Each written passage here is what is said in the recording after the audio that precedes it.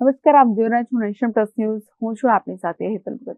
વિપોવાડી શાખા દ્વારા દાલિયાવાડી પ્રતાપનગર ખાતે શ્રીમદ જગત ગુરુ શ્રી વલ્લભાચાર્યના 548મા પ્રાગટ્ય મહોત્સવ અંતર્ગત ત્રિદિવસીય વલ્લભાખ્યાન અને વિપોવાડી શાખાની 30 વર્ષની સુવર્ણગાથાનું સમાપન યોજાયા છે.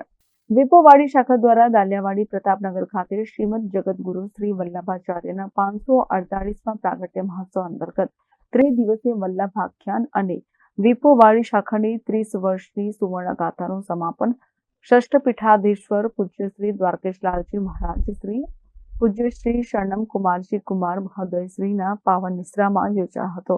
સમાપનના દિવસે પહેલગામમાં બનેલી દુઃખદ ઘટના અંગે સંવેદના વ્યક્ત કરતા પૂજ્ય શરણમ કુમારજી મહોદય શ્રીએ જણાવ્યું હતું કે પ્રત્યેક વૈષ્ણવ વ્યક્તિ રાષ્ટ્ર, સમાજ, સંપ્રદાય અને ધર્મની સુરક્ષા માટે જાગૃત બનવું પડશે અને આપણા સૌનું પ્રથમ કર્તવ્ય ફરજ છે. શ્રી ગોપાલદાસના વચનો દ્વારા પૂજ્ય શ્રી શરણમ કુમારજી મહોદય વલ્લભાખ્યાનનું ત્રિદિવસીય સત્સંગની પૂર્ણાહુતિ સ્વમુખી કરતા જણાવ્યું કે શ્રીનાથજી સ્વરૂપ અને મુનસાઈજી સ્વરૂપ એક જ છે. મહાપ્રભુજીએ બતાવ્યું છે, ચંદ્ર એ ભગવાનનું મન છે, સૂર્ય ભગવાનના આત્મા છે.